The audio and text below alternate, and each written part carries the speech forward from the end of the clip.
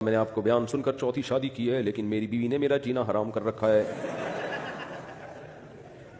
کہتی ہے میں کہاں آ گئی، میں کیا کروں۔ سب کی بیویوں نے ایسے موقع پہ یہی کیا ہوتا ہے۔ تو آپ بھی تو دوسری نہیں چوتھی کر رہے ہو یار۔ اب بھی وہ ہمارے، میں نے جب دوسری شادی کی نا، چلو اپنا ہی بتا دیتے ہیں یار، تو میں بہت ٹینشن میں آ گیا تھا نا، ظاہر ہے ریئیکشن ٹائٹ خاندانی قسم کا ریئیکشن ہوتا ہے۔ تو اتنی ٹینشن تھی کہ بس میں بتا نہیں سکتا، میں پورے واقعات بتاؤں گا تو سسرال والے بھی ناراض ہو سکتے ہیں نا۔ تو میں اپنے ایک بڑے استاذ کے پاس پہنچ گیا اس ٹینشن میں۔ میں نے کہا بہت بڑی مصیبت میں، چوڑے میں آ گیا ہوں میں، ٹائٹ والا۔ تو انہوں نے مجھ سے کہا ہوا کیا ہے؟ میں نے کہا دوسری شادی کی ہے۔ انہوں نے کہا پہلی میں کوئی خرابی تھی؟ میں نے کہا نہیں، اچھی بھلی میری ماشاء اللہ۔ کہنے پہلا سسرال کا سلوک غلط ہے؟ میں نے کہا نہیں بھائی ٹھیک ٹھاک اچھے لوگ ہیں۔ تو کہنے لگے پیسہ بہت زیادہ آ گیا تھا آپ کے پاس؟ میں نے کہا نہیں، نارمل جیسے ہوتا ہے لوگوں کے پاس۔ کہہ رہے ہم بے وقوف ہیں؟ ان کے ہی الفاظ ہیں، ان کے ہی الفاظ ہیں۔ کہہ رہے تم ہمارے شاگرد کل کے بچے، ہمارے پاس پیسہ تم سے زیادہ، اور ان کی صحت بھی مجھ سے بہت ڈبل اچھی۔ میں تو اس وقت بہت باریک تھا، آپ لوگوں نے تو میرا ماضی نہیں دیکھا۔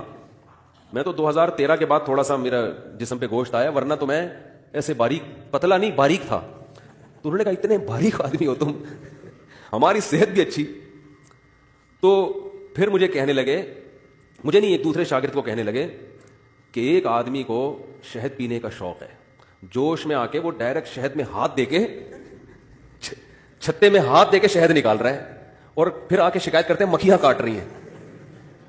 آگے ابھی بات کمپلیٹ نہیں ہوئی انہیں، تو بتاؤ بہت بڑا بیوقوف ہے یا نہیں؟ تو وہ دوسرا میرا کلاس فیلو تھا، اس نے کہا ہاں۔ کہتے ہیں یہ مفتی میرے بارے میں کہا، یہ اس مولوی کو دیکھو شہد کے چھتے میں منہ دے کے شہد پی رہا ہے، اور پھر آگے شکایت کر رہا ہے کہ استاد جی مکھیاں کاٹ رہی ہیں۔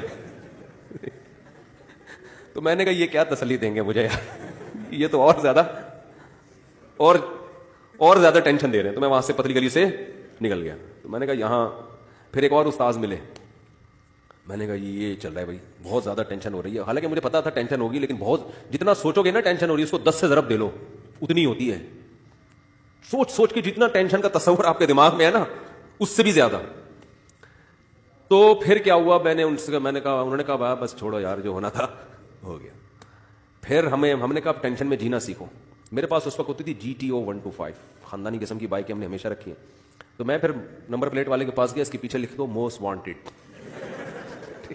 کیونکہ میرے سسرال والے مجھے ایسے تلاش کر رہے تھے کہ جہاں ملے اس کو پکڑ کے پیٹنا ہے، طبیعت سے کوٹنا ہے اس کو، جان سے مارنے کی دھمکیاں اور بہت کچھ تھا۔